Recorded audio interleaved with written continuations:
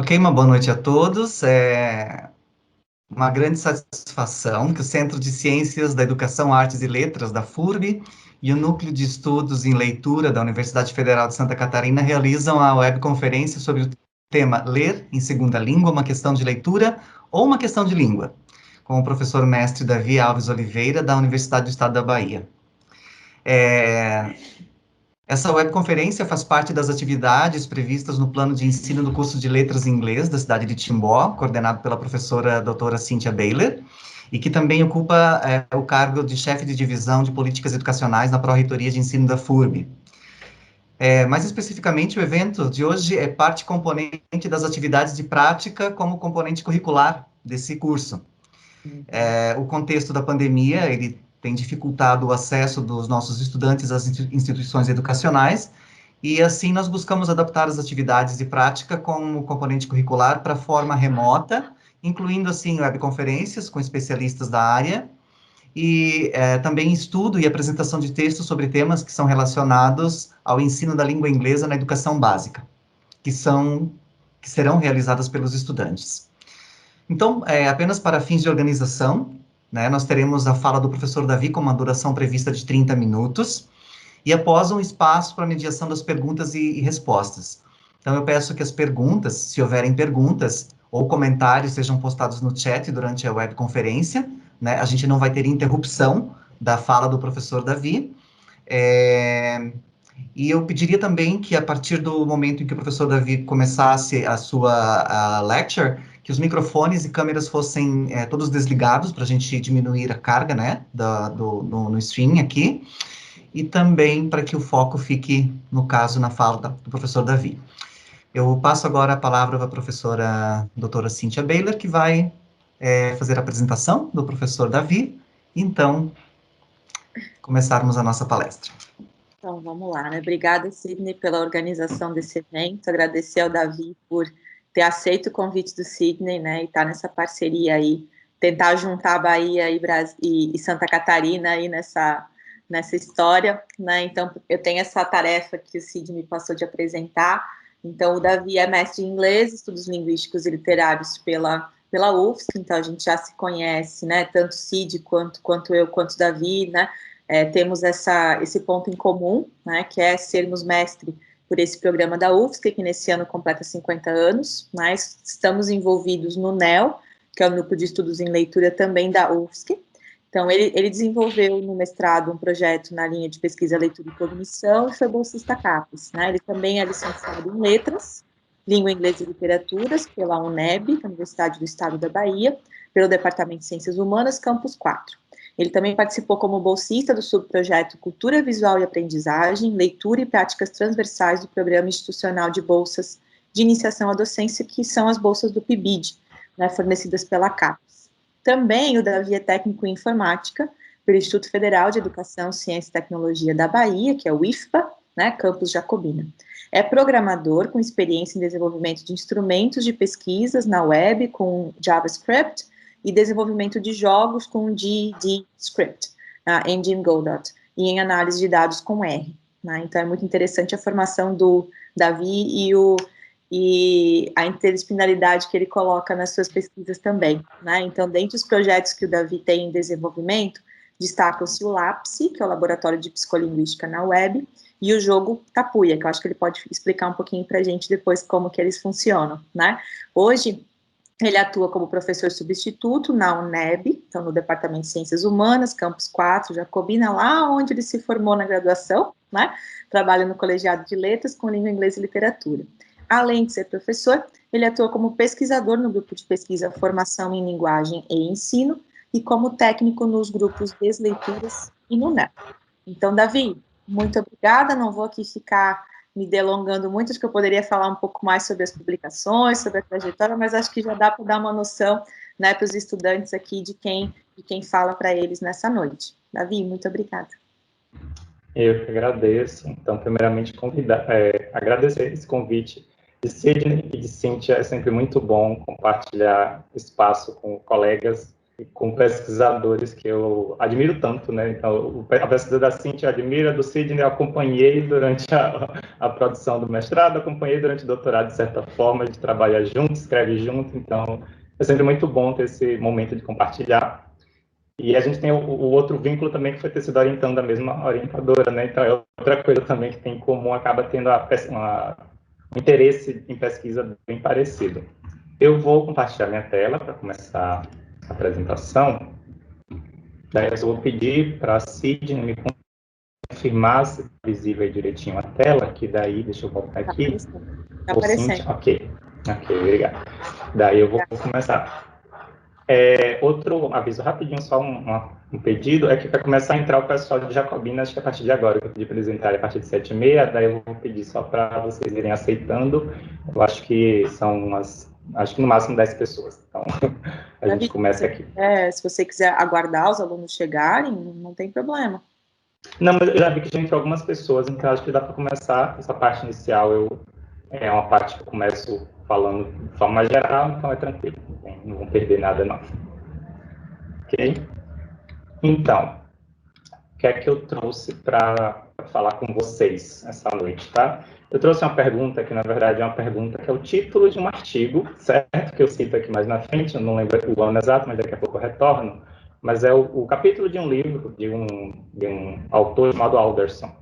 E ele faz justamente essa pergunta: ler em segunda língua é uma questão de leitura, uma questão de língua, tá? E outros artigos, outros trabalhos já vêm trazendo esse questionamento e, inclusive, já responde. Eu vou mostrar daqui a pouco para vocês verem que já tem uma resposta rápida que esses estudos trazem. Inclusive, eu passei um artigo para a Sidney pediu, e aí eu enviei um artigo de Jerônimo e já tem uma resposta, né? Quem leu sabe que tem uma certa resposta.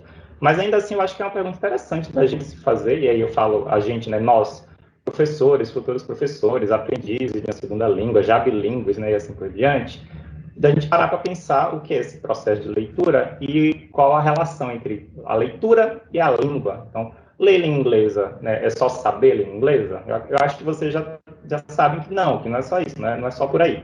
Não é eu saber só as palavras de língua inglesa, por exemplo, né, é muito mais complexo que isso. Então, eu sou professor substituto na UNEB, né, como eu já falei, e aqui tem do FALE, que é o nosso grupo de pesquisa vinculado ao curso de língua inglesa da UNEB Campus 4 de Jacobina, e também sou técnico no NEL, como a Cíntia já apresentou. Daí, como eu já disse, essa pergunta ela já tem algumas respostas rápidas, que a primeira resposta é as duas coisas, né? Então, leitura em língua inglesa, em estrangeira, em segunda língua, é uma questão de leitura e é também uma questão de língua. Mas essa resposta ela não é suficiente, né, para um investigador, para um instrutor de língua, não é suficiente saber que é as duas coisas. Então, uma outra resposta que já é um pouquinho mais detalhada, mas que ainda não é completa, é essa ideia de que quando o leitor é menos proficiente na língua, os fatores relacionados à língua vai ter um peso maior. Então, com menos proficiência, é mais uma questão de língua. Com mais proficiência, pode ser mais uma questão de leitura. Ainda assim, Oi. Os slides não estão passando. Você trocou de slide só para... Tá, troquei. Só um minuto, deixa eu ver. Certo, o aluno Roger chamou a atenção aqui. Agora sim. Tá. Então, como tem um lagzinho bem considerável, porque está passando, mas está demorando um pouco, daí eu vou dar uma pausa maior para ver se não fica muito ruim de acompanhar. Então, retomando o que eu estava falando, né, nesse segundo slide, tem essa resposta rápida, que é as duas coisas. É uma questão de leitura e uma questão de língua. Uma elaboração maior dessa resposta é que com menos proficiência é mais uma questão de língua e com mais proficiência pode ser mais uma questão de leitura. E daí isso é baseado no capítulo original de Alderson e também no artigo de Jerônimo, né, que eu enviei para vocês. Deixa eu ver se botar um tempinho para ver se passa, mas enquanto isso, o próximo slide vai trazer a pergunta. Tá, mas o que é leitura? Porque a ideia é, a partir do momento que eu faço essa pergunta, né, é uma questão de língua, uma questão de leitura, eu preciso definir melhor o que é de fato leitura, qual é o meu ponto de vista sobre leitura, porque não é um processo simples, é um processo complexo. Eu acho que a esse ponto o slide já passou, então eu vou falar aqui Passou, Sidney, só para conferir, que aí eu vejo mais ou menos o tempo que demora para passar, e daí eu me adapto de acordo com isso. Ainda não. Demorando bastante. Então. Eu vou fazer o seguinte, então, eu vou mudar aqui minha forma de projeção para que vocês vejam em tempo real, pode ser? Acho que vai ficar bem melhor. Agora nós estamos vendo o próximo slide, mas pode fazer a troca. Certo, eu vou fazer, porque acho que vai ser bem melhor. Eu estava usando aquela versão de apresentador, que daí eu olho uma tela, vocês olham outra, mas parece que nesse caso tem um delay muito grande. Então vamos testar assim. Já estão vendo? Sim, sim. Ok. Então vamos ver se assim o delay diminui, certo? Então, afinal, o que é leitura? Daí eu não trouxe uma definição de leitura, tá? Porque é muito difícil. Eu não me atrevi a tentar fazer uma definição precisa de leitura. Mas o que dá para dizer é que, baseando numa visão cognitivista, né, dá para dizer que a leitura é um processo cognitivo complexo que pode ser analisado numa abordagem reducionista como um conjunto de subprocessos que acontecem de forma paralela e interativa, envolvendo conhecimentos declarativos e procedurais. Então, a primeira coisa seria essa abordagem reducionista. A ideia de que a gente pode pegar um fenômeno complexo e estudar as suas partes para tentar entender o todo, certo? Essa é uma questão de filosofia da ciência e tal, né? Mas, enfim, é essa ideia de que a gente pode ter uma ideia melhor do todo estudando as partes. E é paralelo interativo, porque esses subprocessos, que eu vou falar um pouquinho aqui, eles não acontecem um após o outro, a ideia é que eles acontecem ao mesmo tempo, certo? Interativo porque um interfere no outro, então são processos que interferem no outro. Quando eu trouxer os exemplos, acho que isso vai ficar bem claro. E os conhecimentos declarativos, esse termo procedural, eu acho que tem outra possibilidade de tradução, que é procedimental. Mas eu mantive procedural porque eu não tenho certeza, e daí o procedural fica mais próximo do termo em inglês, né, que é procedural knowledge, então eu mantive procedural. E o que seria esse conhecimento declarativo e procedural? E aí já passou ou não? E agora eu tenho que ver se está passando, se está demorando de passar.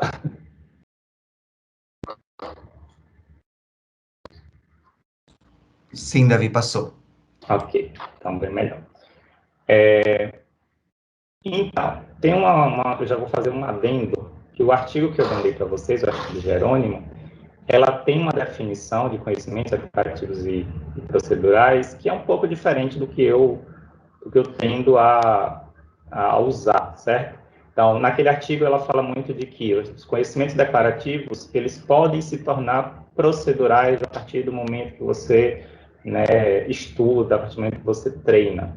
Essa é uma visão possível de uso dos termos, mas a forma que eu estou usando os termos aqui é diferente. Então, a ideia é que existem conhecimentos declarativos, que é os conhecimentos sobre certos aspectos que a gente precisa saber para conseguir ler, tanto em língua materna quanto em língua estrangeira. São conhecimentos sobre letras, fonemas, morfemas, palavras, né, ideias, que está ali em inglês, ideas, esquemas, tópicos.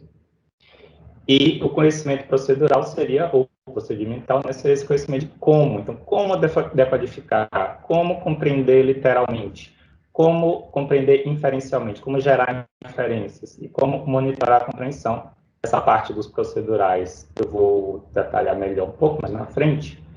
E aí a ideia é que não tem como conhecimento declarativo virar procedural, tá? Essa visão é uma visão, como eu disse, diferente da que Jerônimo traz, em que os conhecimentos declarativos são um tipo específico de conhecimento, em que é aprendido de uma forma específica. Então, geralmente, você aprende de forma mais...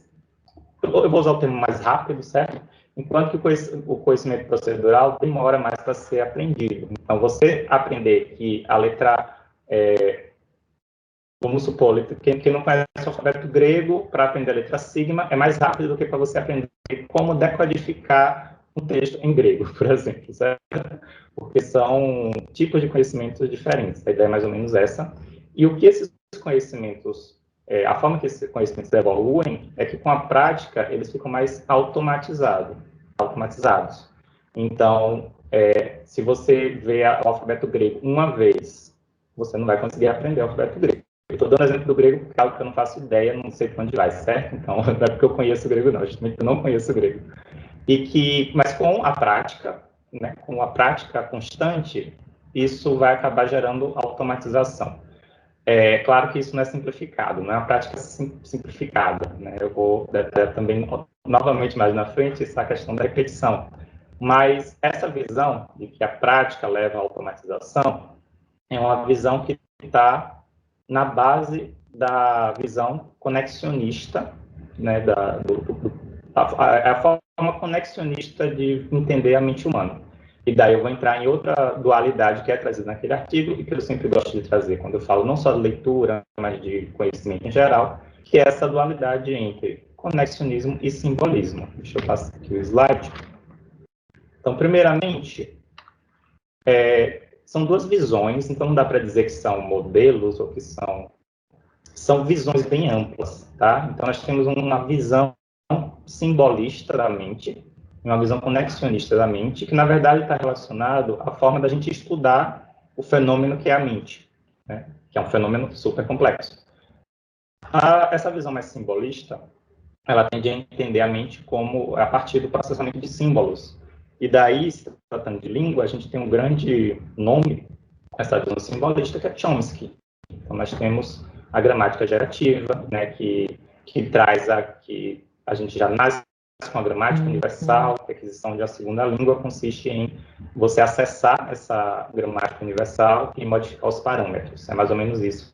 Eu não consigo falar muito bem de gramática gerativa porque não é minha visão, não é a visão que eu tendo a adotar. Então, na verdade, eu tenho estudado muito mais essa visão conexionista da mente e aí, consequentemente, da língua, né, da linguagem.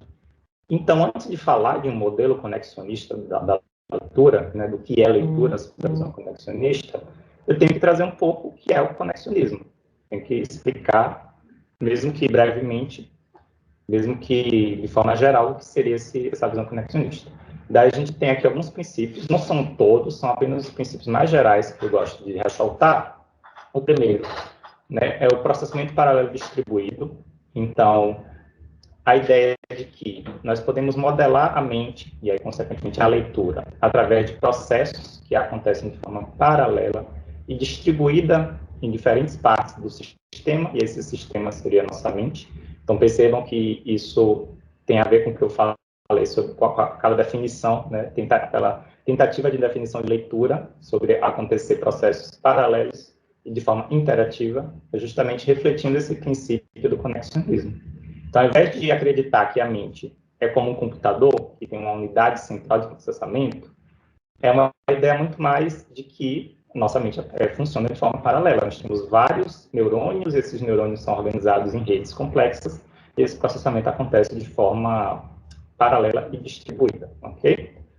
O reducionismo físico é outro princípio, e aí esse é basicamente trazido por O'Reilly e Munakata, que é a ideia de que a gente deve entender. Se eu não me engano, é o subtítulo desse livro, de O'Reilly e Munakata, é que nós podemos compreender a mente entendendo o funcionamento do cérebro, e que para entender o funcionamento do cérebro, a gente deve partir das unidades, né, constituintes, de novo, reducionista. Então, a gente tem que entender o neurônio, tem que entender como os neurônios se organizam, para daí conseguir entender a mente humana, né? Essa é uma visão que está relacionada ao conexionismo, justamente porque ele busca modelar, eu vou falar daqui a pouco ali no sexto tópico, modelar a mente através de unidades simples de processamento. Outro princípio é o não inatismo da língua, que aí contrasta com o gerativismo, né? Então, não é preciso, nessas formas de explicar a língua, e aí, consequentemente, a leitura, não pressupõe que existe esse conhecimento inato da língua, certo? Algum nível de inatismo tem que ter para os modelos funcionarem, mas geralmente a língua em si, a gramática, por exemplo, não é tida como inata. E também não é necessária uma modularidade da língua, ele é mais aberto em relação a isso. Então, existem modelos que tentam modelar a língua implicado com processamento imagético, por exemplo, ou a língua enfim, com outras partes da cognição humana. Relacionado ao inatismo, ao não inatismo da língua, está o emergentismo, que é o quê? É a ideia de que alguns fenômenos complexos, eles surgem, eles emergem a partir da interação de unidades menores. Então, é mais ou menos assim, eu não preciso postular que existe um Language Acquisition Device, né, um centro de processamento específico para a língua, se eu postular que, na verdade, quando várias unidades de processamento, e quando eu falo várias, é várias mesmo, tá? Um número muito grande, trabalha junto de forma, seguindo certos padrões de comportamento, alguns fenômenos que podem ser explicados a nível maior de cognição, então, fenômenos como sintaxe, como gramática, acabam emergindo sem a necessidade de você postular que já tinha lá alguma coisa, certo? Eu acho esse conceito um pouco complexo, mas tem um exemplo que eu gosto muito, que é o exemplo como é o nome? Eu esqueci o termo, da casa de formiga, quando você tem um formigueiro, cada formiga não sabe, não tem noção do formigueiro, do comportamento do formigueiro como um todo, né? Porque, enfim, uma formiga não tem poder cognitivo suficiente para ter ideia, ter noção de como o formigueiro funciona, mas ao trabalhar sozinha cada uma delas, seguindo certas regras de comportamento, o formigueiro funciona muito bem. Então, é como se o formigueiro fosse uma propriedade emergente da formiga, certo? Não de uma formiga só, mas da interação entre essas formiguinhas. Então, é como se a mente humana, a língua, fosse uma propriedade emergente da ativação dos neurônios no nosso cérebro. Só que eu estou falando de neurônio, eu estou falando de cérebro, mas, na verdade, o conexionismo, ele tende a não trabalhar diretamente com o cérebro, né? Ele tende a trabalhar com modelagem computacional. Então, ao contrário dos estudos de neurociência, que é voltado que usa a ressonância magnética, que usa outras técnicas de investigação do cérebro, estudos conexionistas tendem a montar um modelo computacional que, alguns mais, outros menos, simulam neurônios, né, para poder daí conseguir chegar a resultados que podem ou não, e aí depende do estudo, parecer com o comportamento humano, certo? Eu vou mostrar rapidinho para vocês, e daí para isso eu vou ter que parar de compartilhar aqui, compartilhar outra janela, que eu vou mostrar só um exemplo bem rapidinho, que é esse link que está aqui. Já está aberto. Deixa eu compartilhar novamente.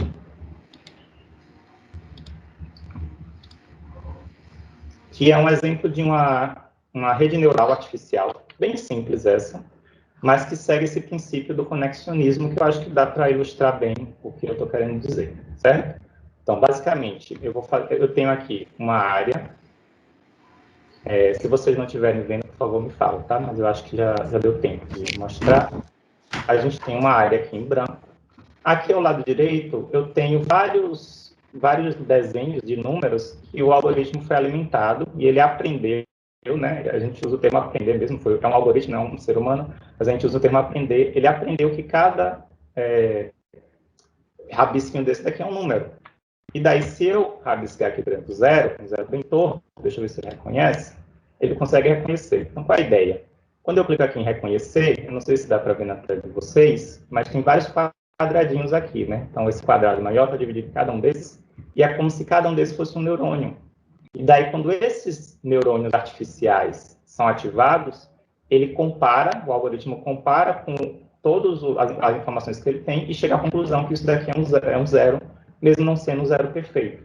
Então, eu gosto muito desse tipo de algoritmo, porque ele tenta simular, né, o comportamento humano. Claro que, para simular algo tão complexo quanto a leitura, né, exigiria um processamento computacional enorme. Então, na verdade, o que a gente tem são essas tentativas mais específicas. Aqui, por exemplo, de reconhecimento de caractere, especificamente de dígitos. Ok? Vou voltar para os slides agora, só um minutinho.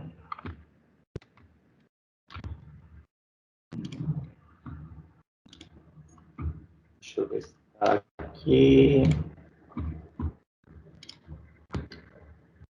Ok. A ideia da modelagem computacional é justamente tentar simular comportamentos complexos cognitivos a partir desses neurônios artificiais. E daí eu tentei fazer aqui um exemplo de como seria, então, uma modelagem computacional bem simplificada, tá?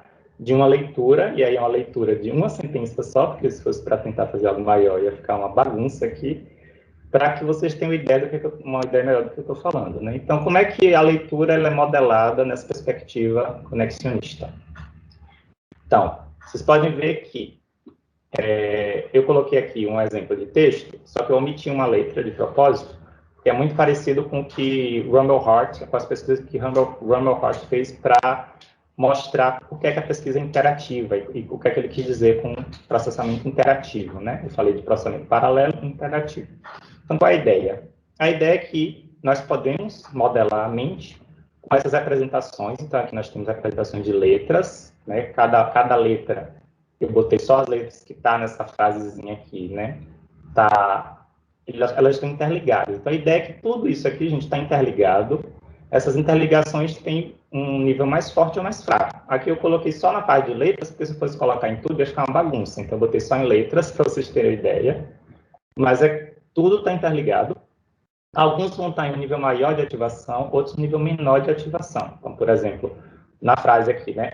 Aí, o caractere que a gente não sabe qual é. Ato, Mia, sei lá, a letra K não está tão ativada porque ela não está aqui, ela está menos ativada. Então, por isso que eu não coloquei aqui.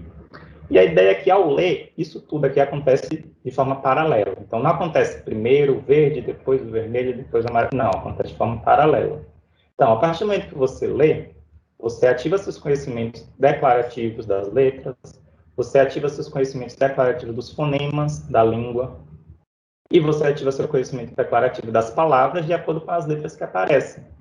Essa palavra aqui sozinha, ela poderia ser gato, ela também poderia ser rato, certo? Então, mas por que a gente sabe que é gato? Eu acho que todo mundo vai concordar que a primeira palavra que vem à mente, se fosse uma prova aqui, né? Um vestibular, alguma coisa assim, para você dizer que palavra é essa, você ia provavelmente chutar gato e não rato, porque é o gato que mia. A não ser que fosse uma fábula, uma situação muito específica em que o rato miasse, a gente pressupõe que é o gato que mia. E essa informação de que é o gato que mia está aqui na rede das ideias, né? Então, é o conhecimento de mundo que a gente tem. Então, está aqui, eu usei uma notação que é muito usada para representar significado, para representar sentido. Então, aqui é a ideia da ação de miar, que tem como argumento gato. Então, aqui a gente lê como se fosse o gato mia. Essa anotação está em Kent, 1998, se não me engano. Então, é o gato que mia. Ao saber que é o gato que mia, e não o rato que mia, a gente ativa o conhecimento da letra G, e é como se nosso cérebro autocompletasse, igual o Google, sabe? Como se o cérebro autocompletasse. E o exemplo do autocompletar é bom porque redes neurais artificiais são usadas nesse tipo de mecanismo de autocompletar. Então, o teclado de vocês, ele é inteligente nesse sentido de autocompletar, usando, geralmente, redes neurais artificiais. Então, a gente também ativa outros conhecimentos que, né? Então, por exemplo, a rato, de tanto eu falar rato aqui, com certeza vocês ativaram esse conhecimento na mente de vocês.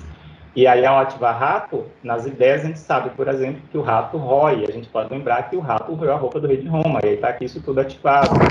E o gato caçou o rato. E aí eu particularmente lembrei de Tom e Jerry, porque eu gostava de Tom e Jerry, e que Tom caça Jerry. Então, assim, quando a gente está lendo, isso tudo acontece de forma paralela, certo? E isso varia muito de pessoa para pessoa, como é que a gente vai lidar com essas informações.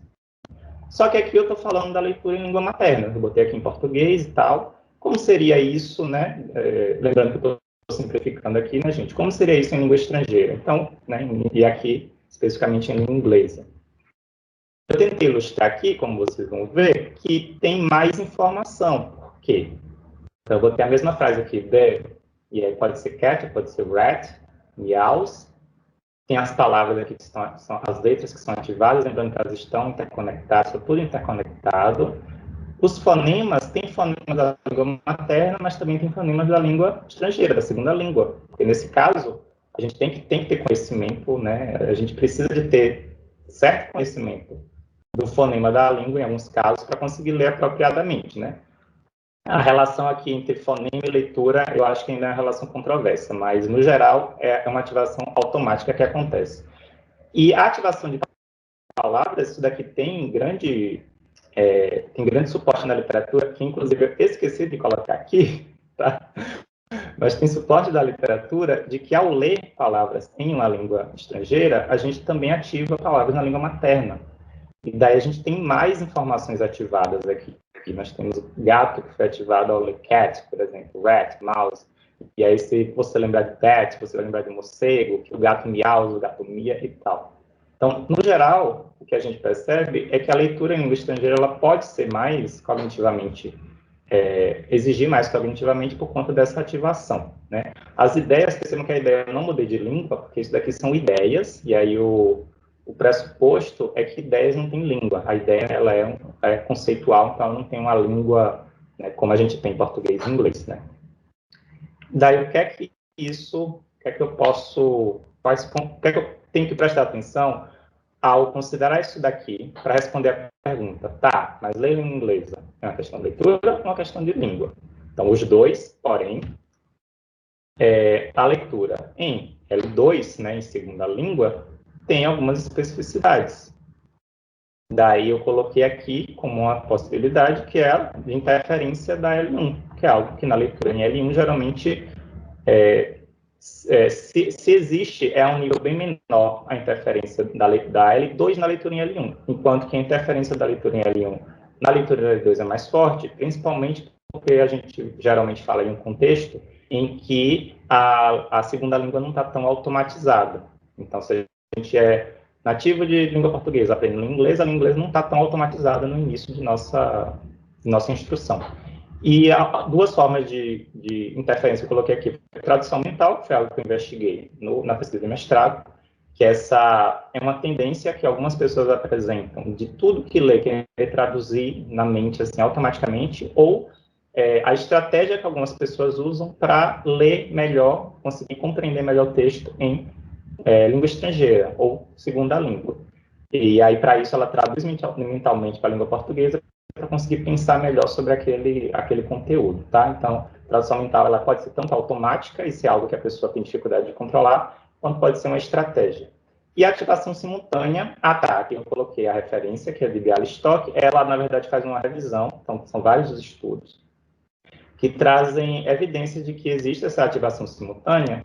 Uma ideia que ela defende é de que essa ativação simultânea, a partir com o aumento da proficiência em leitura, e não só a leitura nesse caso aqui, né, mas vamos nos ater à leitura, você consegue suprimir essa ativação simultânea, então você consegue suprimir a sua língua materna, e aí, esse artigo especificamente, ele está tentando, ele chega à conclusão de que isso cria um benefício para quem é bilíngue, um benefício cognitivo.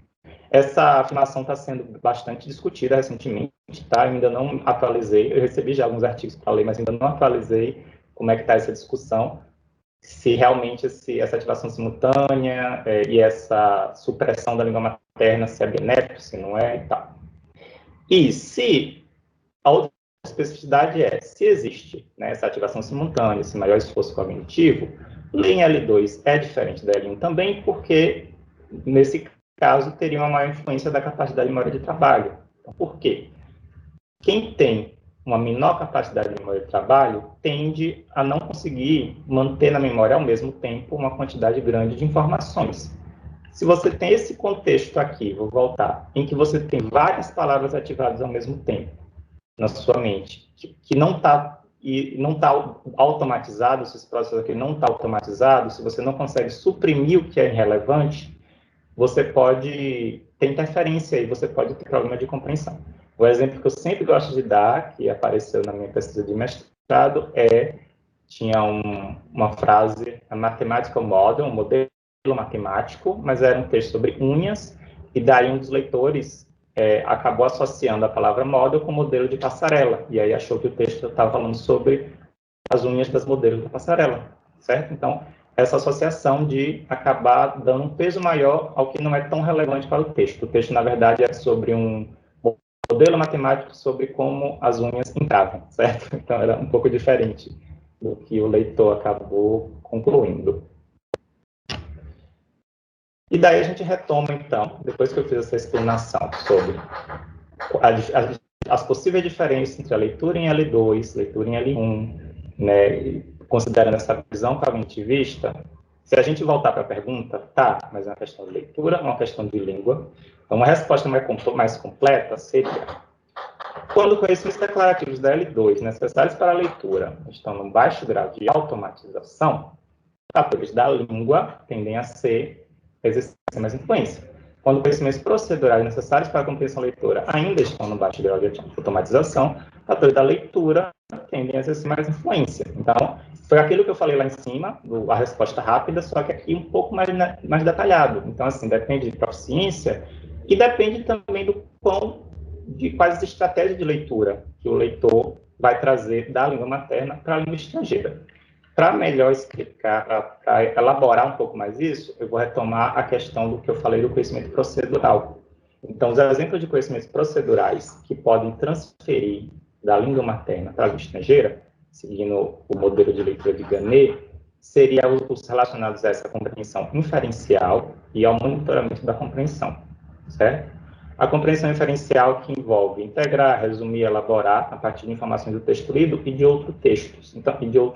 Então, assim, o quão bem você, leitor ou leitora, integra as informações que estão espalhadas ao longo do texto, o quão bem você consegue resumir aquela informação e o quão bem você consegue elaborar sobre aquele texto, conectando com informações que são relevantes para que você consiga conectar a informação daquele texto em seu conhecimento de mundo e usar aquela informação futuramente em outros contextos. Isso, ele é generalizável tanto para a língua materna quanto para a língua inglesa. Então, se você não consegue fazer isso bem na língua materna, talvez você também não consiga fazer bem na língua inglesa, independente do seu nível de proficiência. E o monitoramento da compreensão também é algo que pode ser generalizável. Então, você ter objetivos e testar diferentes estratégias de leitura para atingir o objetivo, avaliando durante o processo se aquele objetivo foi atingido ou não, e avaliando se a estratégia está sendo válida ou não. Então, assim, eu acho que meu tempo até já acabou, mas só para finalizar, uma coisa óbvia, mas que é importante a gente lembrar, é que a gente aprende a ler lendo, então aprendemos a ler lendo, então quanto mais a gente lê, mais a gente aprende a ler, só que se a gente estiver lendo, né, entre aspas, errado, a gente vai aprender a ler, entre aspas, errado, né, entre aspas, porque dependendo do objetivo, não existe isso de ler errado. Mas, então, como seria esse ler, entre aspas, certo, né? Então, vamos supor, eu estou lendo um texto acadêmico e não estou entendendo nada. Qual é a primeira coisa que eu tenho qual a primeira estratégia que eu posso tentar desenvolver para ver se eu consigo passar daquele obstáculo? É identificar qual é o problema. Então, na verdade, eu estou botando meio que no leitor a responsabilidade de responder a pergunta. Tá, é um problema de leitura ou é um problema de língua? Então, será que você não está conseguindo ler aquele texto em inglês porque você não tem o jargão necessário daquela área específica? Será que você não está conseguindo ler aquele texto porque você não está conseguindo conectar a informação que foi dita antes com a informação que foi dita depois? E daí, ao identificar o problema, fica mais fácil você testar diferentes estratégias. Então, será que se o meu problema é de conectar ideias, será que se eu fizer um diagrama, né, fizer um mapa mental do texto, eu consigo entender melhor? Se meu problema for de palavras do jargão técnico específico daquele texto, será que se eu pesquisar aquelas palavras, né, passar um tempo estudando aquelas palavras específicas, será que não vai melhorar? E daí a melhor forma de fazer é testando essas estratégias e adaptando-nos às limitações. Então, assim, ok, tem um texto, eu vou dar um exemplo que acontece muito comigo, que tenho que ler um TCC. O TCC é um texto grande. Eu não sou um leitor que consegue sentar e ler um texto grande de uma vez só. Então, eu tenho que compartimentar essa leitura em vários dias de preferência, para eu ler com bastante calma, bem descansado e conseguir fazer minhas contribuições. Então, adaptar as limitações é nesse sentido de você conseguir dar conta do seu ritmo de leitura, ok?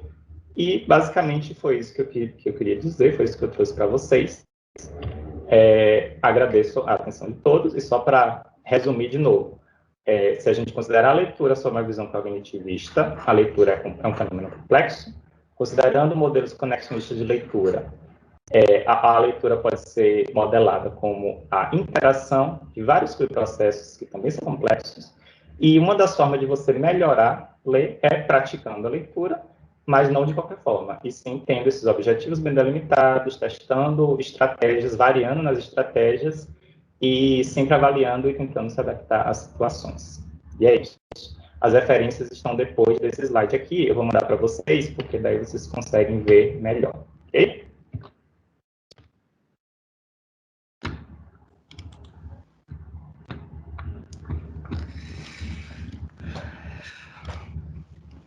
Eu não sei como é que foi de tempo, obrigado.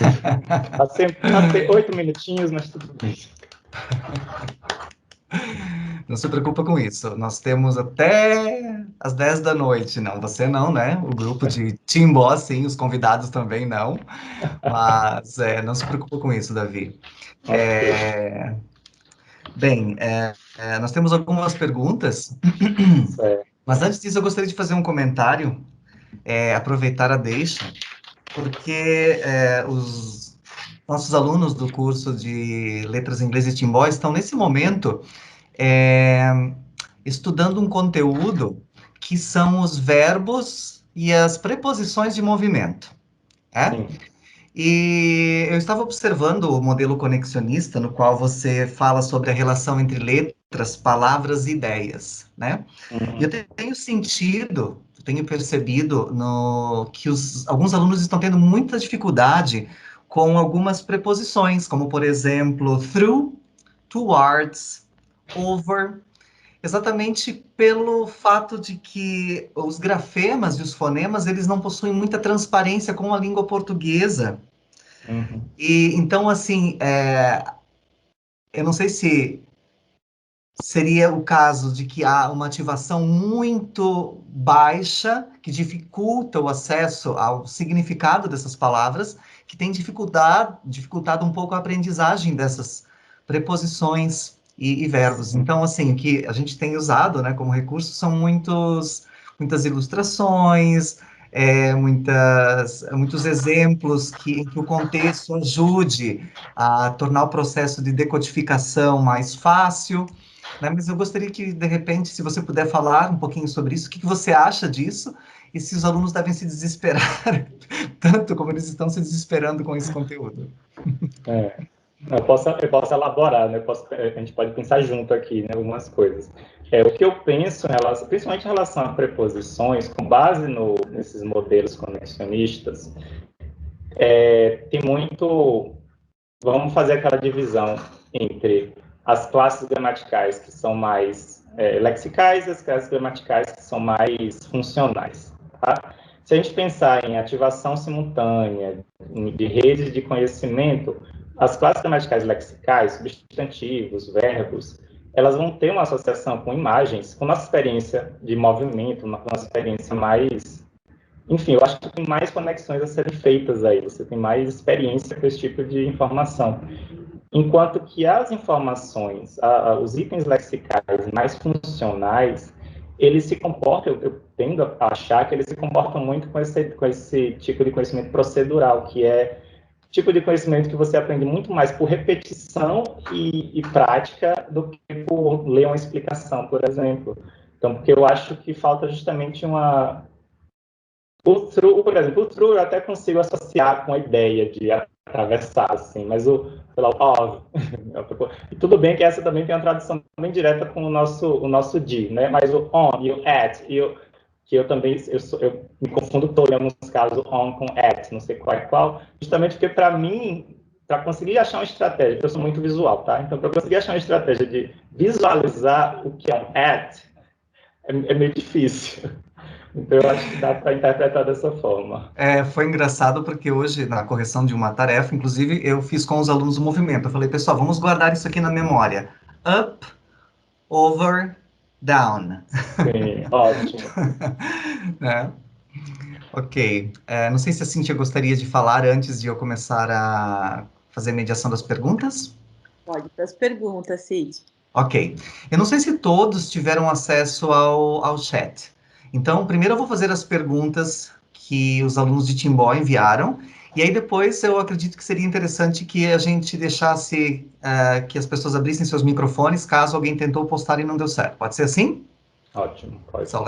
Vamos lá, então. A primeira pergunta é da aluna Miles Carla Geisler. E ela pergunta o seguinte: o ensino da língua inglesa, como L2, tem influências de várias teorias de aprendizagem. Existem várias teorias de aprendizagem. Ok. ou teorias de ensino, talvez ela queira dizer aqui. Ela gostaria de saber qual dessas teorias o professor Davi tem uma identificação maior. Teoria de aprendizagem. Então, eu acho difícil falar teoria conexionista, porque não existe uma teoria conexionista de aprendizagem, né? Mas, assim,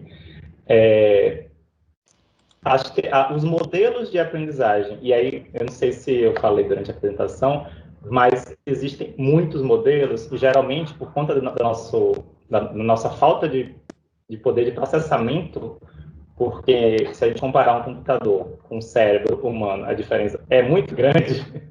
Então, assim, por conta da limitação dos nossos computadores, os modelos eles são muito específicos. Então, assim, o modelo de Rumble-Hart e McClelland, ele, que é o de 86, inclusive, o Rumble-Hart ele desenvolveu um modelo para tentar modelar, né, e aí usando o conexionismo, tentar modelar a aquisição de preposições, salvo engano. Estou em dúvida se foi isso, mas eu acho que foi. E apesar de ter tido um sucesso naquela época, na verdade, depois vieram vários estudos mostrando o tanto de defeito que tinha no modelo. E um dos problemas é isso, é porque o modelo conexionista, para dar conta de um fenômeno, ele tem que ter uma complexidade muito grande. Mais aumenta a complexidade, mais poder de processamento é necessário, e menos a gente consegue fazer, né, e testar vários modelos. Então, assim, eu tenho a tendência de acreditar e de seguir modelos conexionistas, mas eu ainda não conheço um modelo conexionista de aprendizagem. Então, assim, o framework geral vai dar um foco nessa questão da repetição, que a repetição é importante para fortalecer conexões entre as unidades de processamento. E aí a gente não fala neurônio, né? Como eu falei, a gente está falando da parte conceitual, a parte tentando modelar a mente através do computador. Então, através desse fortalecimento de conexões. Mas, assim, de novo, a gente não pode falar que é só repetição, porque se a gente repetir algo que não é de acordo com o que é esperado, você vai aprender errado, né? Os algoritmos de inteligência artificial estão aí para mostrar como eles aprendem coisas erradas, né? Tem vários exemplos, não sei se vocês conhecem, mas um algoritmo muito famoso da Microsoft, que eles lançaram para ver se o algoritmo conseguia aprender língua online, rapidinho aprendeu a xingar, aprendeu a falar palavrão, aprendeu a espalhar mensagem de ódio, porque era o que estava sendo alimentado. Então, assim, esses algoritmos, eles aprendem através de repetição. A gente sabe que o ser humano não aprende só através da repetição. Seria muito simples. Então, essa é um pedacinho do quebra-cabeça. Eu acho que eu respondi a pergunta.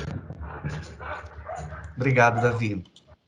A segunda pergunta é da aluna Viviana Krüger Sontag.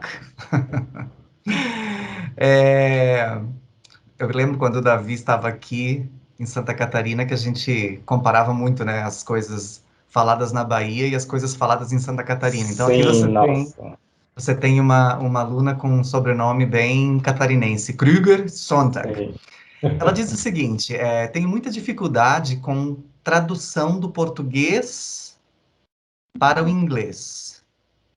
Ela pede algum conselho, alguma dica de como, ou algum método, ou algo que poderia auxiliá-la nesse processo de tradução do português para o inglês. Tá. Eu não tenho muito, assim, eu não sou especialista em tradução, mas o banco eu tenho colegas que são, né? Tem Daiane, minha grande amiga, que é doutora em tradução. Então, daí eu tenho um pouquinho de conhecimento quando das conversas que eu tenho com ela. Primeiro, eu teria que entender o objetivo dessa tradução, que não está claro, mas, assim, se for, você precisa traduzir um texto para que outras pessoas leiam e passam a ter, né, aquele texto em inglês, então, do português para o inglês. Bom, a primeira coisa é ter um conhecimento muito grande da língua inglesa e da cultura para quem você está escrevendo, né? A gente fala língua inglesa, que não é uma língua só, não existe uma língua inglesa, existem línguas inglesas, e daí vai depender muito do seu público-alvo. Então, são brasileiros que falam inglês, que vão ler esse texto? Ok, então, beleza. Mas você vai escrever para um público específico, falante de inglês, daí tem que ter certos cuidados relacionados à tradução. Se for para fins de aprendizagem, então, por exemplo, você quer traduzir um texto para você compreender melhor esse texto, eu acho que é uma estratégia válida, mas o ideal é que você tente entender o texto sem traduzir primeiro. Então, assim, você pode até traduzir com um objetivo específico de, não sei, como atividade específica. Mas eu falo isso por experiência própria. Eu lembro que eu consegui ler melhor em inglês a partir do momento que eu peguei o livro de Alice no País das Maravilhas e comecei a ler e imaginar cenas, mesmo que eu não entendesse todas as palavras, eu tentava imaginar cenas do que estava acontecendo. E aí, desde essa experiência que eu fiz comigo mesmo, minha leitura em inglês melhorou bastante. Então, assim, eu não precisei traduzir o texto para compreender, né? Que, inclusive, meu interesse por esse fenômeno de tradução mental era por isso, porque eu bati o olho no texto em inglês e já pensava automaticamente em português. Eu falava, gente, isso é normal? Será que é isso que acontece mesmo? Então, na verdade, eu tentei não ficar pensando como seria aquilo em português e tentei imaginar a cena. Então, foi uma estratégia bem válida para mim. Então, não posso responder melhor porque eu não tenho essa especialidade em tradução. Ok, Davi, obrigado. A próxima pergunta é da aluna Gislene Razini, também do curso de Letras de Timbó. Davi, o que você pensa sobre tradução do conteúdo? Você acredita que os alunos aprendem mais ao traduzir a L2 para a L1 na mente? Ou há uma interferência maior dessa forma? Acho que ela quer dizer se isso tem uma interferência negativa. Ótimo. Isso foi o que eu tentei investigar no mestrado, tá? Então, isso eu posso falar um pouquinho mais. O que os estudos geralmente mostram, né, quando a gente fala de tradução mental, que vamos supor, estou em uma aula de língua inglesa, em que o professor está falando comigo em língua inglesa, e daí, ou como estratégia, ou de forma inevitável, ou seja, de forma automática, tudo que o professor fala, eu estou em minha mente traduzindo para tentar entender. Então, a gente tem essas duas situações, que é uma situação em que a pessoa automaticamente traduz, que inclusive é um fenômeno que ainda é pouco estudado, porque não é todo mundo que apresenta isso, enfim, ainda é algo a ser investigado, mas assim, existe evidência de que realmente algumas pessoas traduzem automaticamente, bate o olho e já pensa na palavra em português. Aconteceu comigo, por isso que eu posso falar com mais propriedade. E aí, ao ler sobre isso, eu percebi que essa característica ela é problemática, porque assim, eu acho que é uma barreira para a automatização da língua estrangeira. Então, é como se você... E aí, falando sobre um viés conexionista, é como se você tivesse uma rota de acesso à rede semântica que passa, inevitavelmente, pela língua materna. Então, é como se tivesse língua estrangeira, língua materna, e só aí você consegue compreender. E isso é problemático, principalmente para a questão de fluência. Na graduação, eu tentei investigar isso, e o que eu percebi foi que as pessoas que disseram que não, eu tenho que traduzir para entender, elas demoravam muito mais tempo lendo, tá?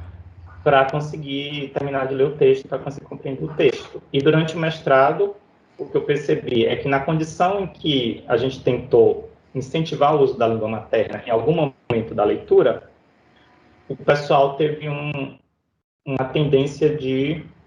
deixa eu lembrar aqui para não falar errado. Na situação em que... na condição em que a língua materna era mais utilizada, o texto pareceu ser mais cansativo. Então, foi mais cognitivamente... envolveu mais esforço cognitivo. Então, no geral, se a situação for essa, é negativo. Nada impede do aluno usar essa tradução, esse conhecimento da língua materna, estrategicamente. Então, assim, está lendo um texto difícil, está enganchado na parte, não consegue entender direito, traduz para poder compreender aquele trecho.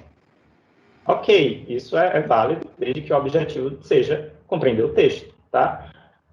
Tem um problema que, assim, será que ao traduzir você não está perdendo a oportunidade de aprender novas palavras, de aprender... Talvez você esteja ganhando essa oportunidade. Então, assim, não é uma resposta simples.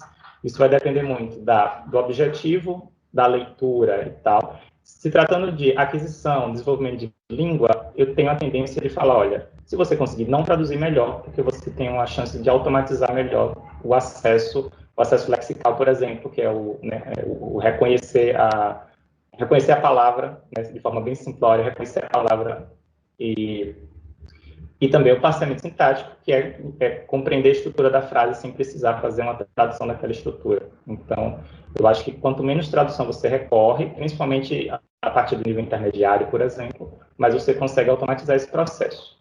No nível básico, eu não sei, porque eu acho que tem alguma parte que pode ser essencial para você dar esse primeiro passo na aquisição da língua. Falei demais. Não, falou o suficiente. Foi interessante que você falou sobre o nível básico, porque eu estava aqui pensando sobre os alunos dos meus alunos. Sim. Então, eu acredito que eles enfrentam também, essa pergunta deve vir muito repetidas vezes, sobre trabalhar a tradução com os alunos, né? E, se você me permite, até eu vou colocar um posicionamento meu como professor de educação básica. Eu sempre busquei também trabalhar com tradução, mas sempre dividindo a tarefa da compreensão leitora de um texto em diversas etapas, para diminuir a carga de informações que os alunos precisam processar ao mesmo tempo. Então, a leitura ela é realizada várias vezes. No primeiro momento, vamos tentar captar as ideias principais, interpretar o título. No segundo momento, vamos fazer uma lista das palavras que são conhecidas e que relação pode existir entre elas, e então qual é o tópico desse texto a partir dessa relação. E assim você vai diminuindo essa carga que o aluno precisa carregar na mente para compreender o texto. E vai haver um momento de tradução, de repente, né? Especialmente dessas palavras, como eu mencionei antes, que são mais difíceis de se fazer uma associação com a língua portuguesa. Mas, enfim, compartilhando aqui experiência como professor de educação básica, dividir a tarefa na hora de Sim, e eu trabalhar. acho que dá para complementar a resposta a Gislaine. Não foi que perguntou a Gislaine? Dizendo o seguinte, que a tradução ela é uma estratégia possível, mas eu não vejo como positivo se ela for a única estratégia. Acho que a ideia é essa, né? E daí eu acho que isso dá para generalizar para a educação básica também, que assim, é uma estratégia possível e válida, mas a única, não, tem tantas outras formas de você abordar a língua que eu acho que como única é negativo.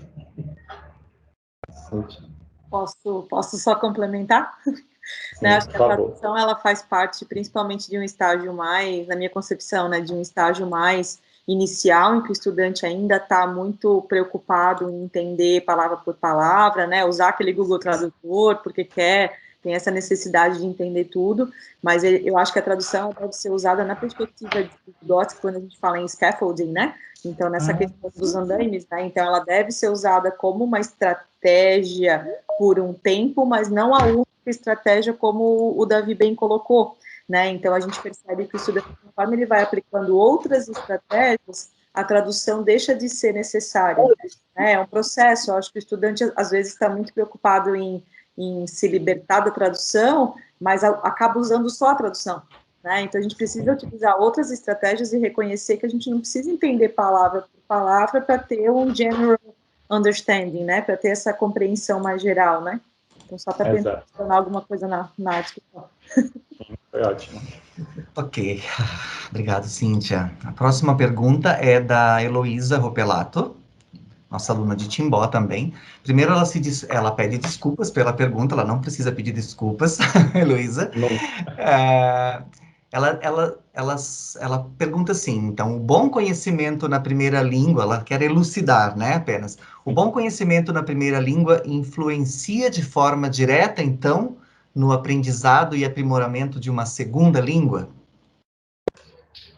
O que eu tentei trazer aqui foi, né, vamos resumir, o bom conhecimento de leitura, né, a gente está falando especificamente de leitura, na primeira língua, ela vai ajudar naquelas etapas que a gente considera mais avançadas, no sentido de serem mais alto nível, no sentido de não estar relacionado a conhecer palavras, a conhecer letras, a conhecer fonemas, porque isso, obviamente, está atrelado à estrutura da língua, né? A estrutura morfossintática da língua em si. Então, as estratégias de leitura em língua materna, até certo ponto, podem ser transferidas para a estratégia de leitura em língua estrangeira.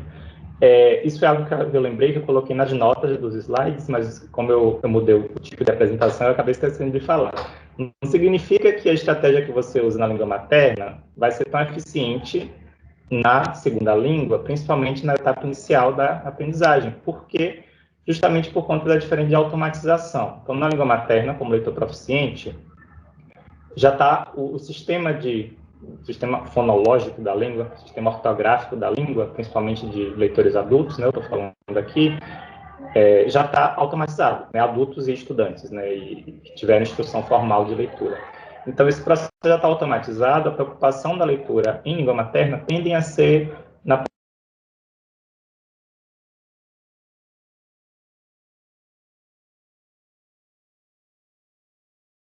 Davi, você ficou mudo. não sei o que aconteceu aqui, apareceu, o mudo foi ativado para você, agora voltou.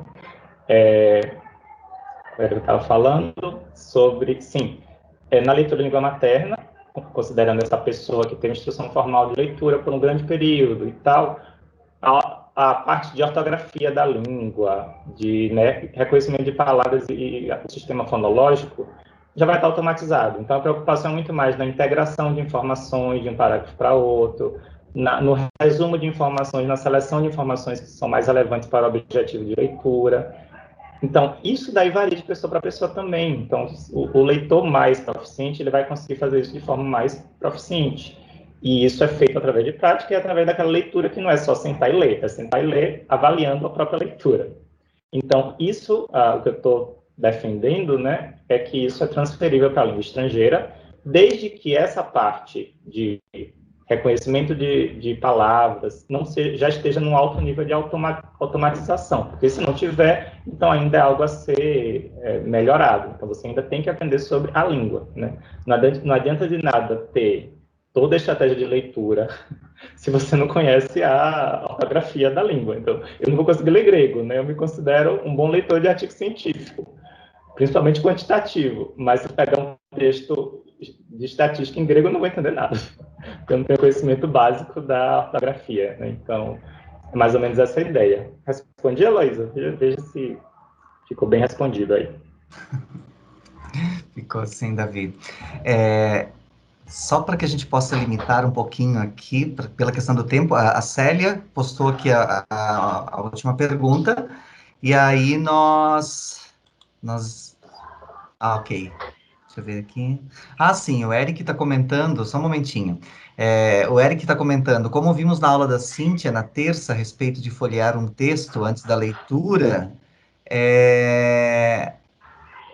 que pode facilitar algumas pessoas. Gostaria de saber a respeito das técnicas de skimming e scanning, qual a validade dessas técnicas aplicadas na leitura e o que não se deve aplicar quando se usa esse tipo de técnica. Eu não tenho essa ideia do que não se deve aplicar, não. Testa. Testa, e aí se der certo, bem, se não der, aí você muda, né? Mas eu acho que pode fazer de qualquer jeito. Essas técnicas são bem famosinhas, né? É bem interessante. Eu acho que a gente sempre aprende elas e sempre ensina, porque eu acho que são bem legais. São duas formas de abordar o texto. Os modelos de leitura, que eu vou falar a gente, porque eu acho que Sidney com certeza também trabalha com esses modelos, Cíntia também. Eu não sei se vocês dois conhecem a última versão do de Kent, mas é bem parecido com a versão que a gente trabalha com Leda, então, né, quase a mesma coisa. Mas a ideia é que o texto, esses modelos de leitura, eles são voltados principalmente para a organização semântica do texto. Então, como as ideias do texto são conectadas, e daí, a partir disso, a gente tenta modelar como é que o leitor constrói uma representação mental daquele texto, né? Então, lê o texto, as informações são conectadas na mente, e como é que essas informações são conectadas. E aí, o que a gente vai ter é que tem informações que são principais, que formam o gist do texto, formam aquela porção mais importante, digamos assim, e tem as microproposições, que são, né, as informações específicas do texto. Então, se a gente pensar no texto como árvore, você vai ter uma ideia principal, e aí você vai ter ideias secundárias, ideias conectadas a ela e tal, e faz um gráfico bem bonito, parecido com aquele que eu mostrei, só que só com ideias.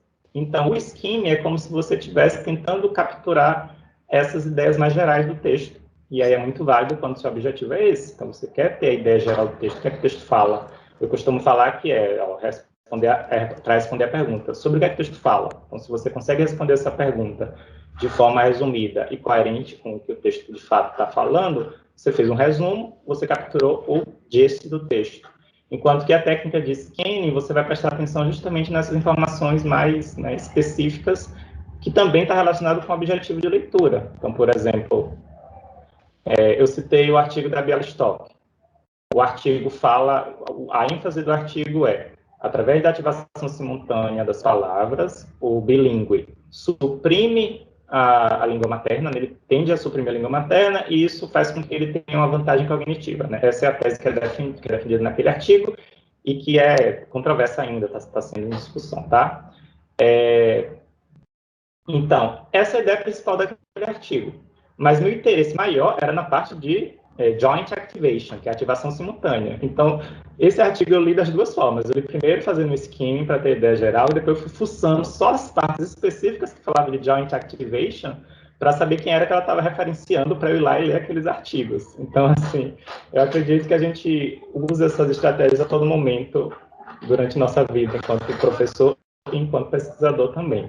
Então, eu acho que não tem errado, não. Assim, cada contexto você vai usar de um jeito, e o que não pode é tentar usar uma estratégia no contexto que não deveria ser usado, né? Então, se você tem que escrever um TCC sobre um tema, e tem um texto que é base para aquela ideia, e você vai fazer só um skimming, talvez não seja uma boa ideia. Talvez seja melhor fazer uma leitura mais aprofundada, tomando nota, relendo mais de uma vez, muito importante. Nenhum texto desse que eu citei aqui eu li só uma vez, porque é impossível, eu li várias vezes. Então, é muito importante, quando possível, reler o texto. Ok. Muito bem. As duas últimas perguntas de Timbó, então. A aluna Célia Sara Fronza, ela fala o seguinte. Acho que é bem interessante a pergunta dela, porque a gente vai falar aqui talvez um pouquinho sobre memória de longo prazo, armazenamento de informações. Mas olha só, ocorrem situações que leio textos em L2, entendo no momento, mas não consigo armazenar o conteúdo a longo prazo, ou resumir oralmente depois de um período. Isso se resume à necessidade de eu adquirir mais vocabulário, ou uma imersão na língua seria uma solução? Mas acho que aqui são duas perguntas, né? A primeira é a questão da retenção, e depois eu acho que ela busca por uma solução, se eu entendi direito. Primeiro eu acho bem legal, porque esse exemplo se encaixa naquele frameworkzinho que eu tentei dar ficou meio que uma dica de leitura, né? Que é ler, identificar o problema, usar uma estratégia e depois se adaptar às limitações. Eu acho que interessante que o problema aí já foi identificado, que é, ok, eu consigo reter essas informações a curto prazo, mas a longo prazo eu não consigo. Isso pode estar relacionado com sua capacidade de fazer elaborações. Então, assim, como é que você consegue conectar esse texto em particular com outros conhecimentos que você já tem, certo? Então, assim, requer um pouco de prática, essa prática que a gente tem de falar, quem te falou aquilo, Bialystok falou isso, não sei quem falou aquilo. E a gente lê tanto esse povo e cita tanto esse povo, que daí conecta com as informações que a gente já tem na memória de longo prazo, fica mais fácil de recuperar. Então, talvez seja o caso de você ter uma estratégia de externalizar o que você leu, né, escrevendo, anotando, fazendo diagramas e revisitar. Eu vou ver se eu consigo mostrar aqui minha estratégia de aprender. Eu estou estudando estatística esses dias, e daí eu vou mostrar aqui rapidinho. Não sei se dá para ver aqui, minhas notinhas aqui, tá vendo? Então, o que é que acontece? São várias notinhas que ficam acima de meu monitor, se eu olhar que toda hora eu fico olhando. Então, daí, assim, se tem uma informação, e nesse caso aqui é por videoaula, então o professor falou uma coisa interessante que eu não sabia. Eu corro, pauso, faço uma notinha, colo lá. Isso daqui vai ficar na minha frente por muito tempo. Então, eu vou revisitar isso daqui, se eu precisar usar uma informação específica, né? Deixa eu olhar aqui o que é. Então, é algo que eu acabo vendo várias vezes, tá? E aí, só assim eu consigo internalizar aquela informação a longo prazo. Só assim eu consigo depois chegar em outro contexto e falar, tá, a fórmula do Standard Deviation é não sei o que lá, tá? Eu ainda não aprendi, tá vendo? Preciso olhar mais vezes. Então, eu acho que é uma estratégia possível. É você colocar a informação que você acabou de aprender de forma exteriorizada, digamos assim, não ficar só aqui, né, na mente, que aí você pode recuperar aquilo. E aí a dica que eu dou é, não bote no caderno não, porque geralmente o caderno a gente fecha e aí não volta mais nunca, né? A não ser que você tenha a mania de voltar e folhear, mas pelo menos para mim funcionaria botar assim, espalhado pelo mundo, né? Então eu botei esse quadro aqui que eu consegui organizar melhor. Obrigado, Davi. Respondi Especialmente as por duas perguntas, fiquei sim, agora que eu não lembro. sim, e obrigado por mostrar esse lado bem prático, que é bastante válido para os nossos alunos.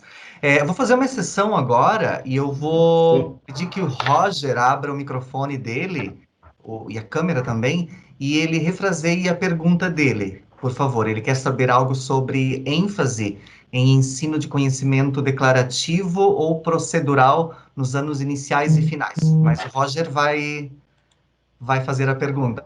Roger, vamos lá. Ok, consegue ouvir bem? Consigo sim. Então seria se existe Open na... your camera, we want to see you. Ok. Se existe Aí... na leitura, né? Se existe no período da educação básica mais ênfase em um dos conhecimentos, né? Declarativo ou procedural entre anos iniciais e anos finais. Essa é uma primeira parte. E aí a segunda parte seria o que isto influencia na interpretação de texto na língua materna, que pode contribuir ou prejudicar na segunda língua. Ok. Eu tenho pouquíssima experiência com assim, eu gosto sempre de fazer esses adendos, né, para vocês saberem de que lugar eu estou falando. Então, eu tenho pouquíssima experiência com a educação básica, né, mas esse modelo de leitura, não, essa definição de conhecimento declarativo e procedural, eu tirei de um livro que é voltado para a educação básica, que é o livro de Ganet e Ekovitch, né, que é bem interessante. E o que esse livro diz e outros estudos dizem é o quê? Existem esses dois tipos de conhecimento. Uma das coisas mais que eu considero mais importante é a premissa de que esses dois tipos de conhecimentos são aprendidos de forma diferente. A gente tem algumas evidências de que sim, né? Eu não sei se a Cíntia tem algum dado além disso, né, mais recente, mas que sim, são aprendidos de forma diferente. Então, o conhecimento declarativo, ele é como é que eu posso falar? Ele é aprendido mais facilmente. Vou lhe dar um exemplo. Vocabulário, né, léxico, itens lexicais, no geral, são considerados conhecimentos declarativos, conhecimento de palavra. Então, se eu falar para você que o nome disso daqui é Flobish, não é uma caneta, mas vamos supor que o nome disso daqui é Flobish. Eu vou repetir 2 vezes, você vai saber que isso daqui é Flobish, você vai conseguir repetir que isso daqui é Flobish. Davi está segurando um Flobish.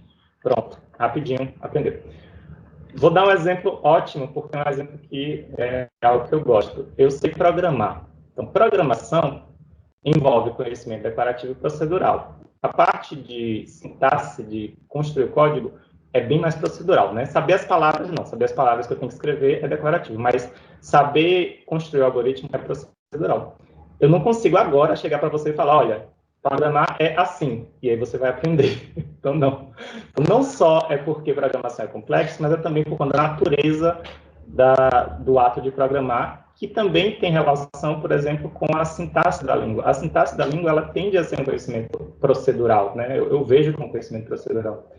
Então, é por isso que nem sempre, eu acho que todo mundo aqui vai concordar, que nem sempre dá certo a gente aprender a sintaxe da língua daquele jeito de, né, sujeito mais verbo, blá, blá, blá, blá. Não é porque você sabe descrever a língua que você sabe usar a língua, porque usar a língua é um conhecimento procedural. Montar a estrutura sintática da segunda língua é um conhecimento procedural. Se tratando de leitura, né, na educação básica, né, então a aquisição de leitura, né, digamos assim, o desenvolvimento da leitura, eu diria que, na verdade, tem esses dois conhecimentos, mas que, de acordo com a evolução da leitura, vai tendo um movimento de ir e voltar. Então, por exemplo, reconhecer as letras pode ser considerado um conhecimento declarativo.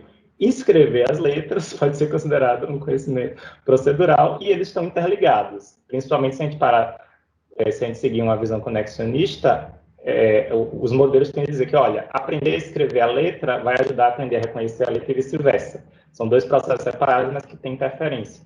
Então, eu diria que quando a criança já consegue identificar palavras a partir das letras, que é um conhecimento procedural, talvez seja mais importante, né, digamos que assim, a ênfase ao processo de entender o que é que está falando ali naquela sentença como um todo. Não sei, estou tentando dar exemplos daqui que façam sentido.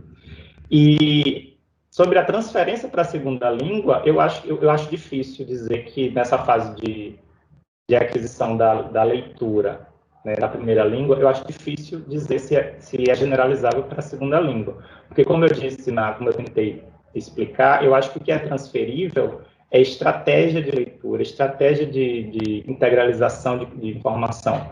E eu não sei até que ponto é que a leitura em língua materna passa a trabalhar isso, né? Então, assim, se isso for trabalhado bem na língua materna, e aí, obviamente, eu não estou dando responsabilidade só para a instrução, porque vai muito da pessoa também, vai muito de vários fatores, né, individuais e emocionais e cognitivos.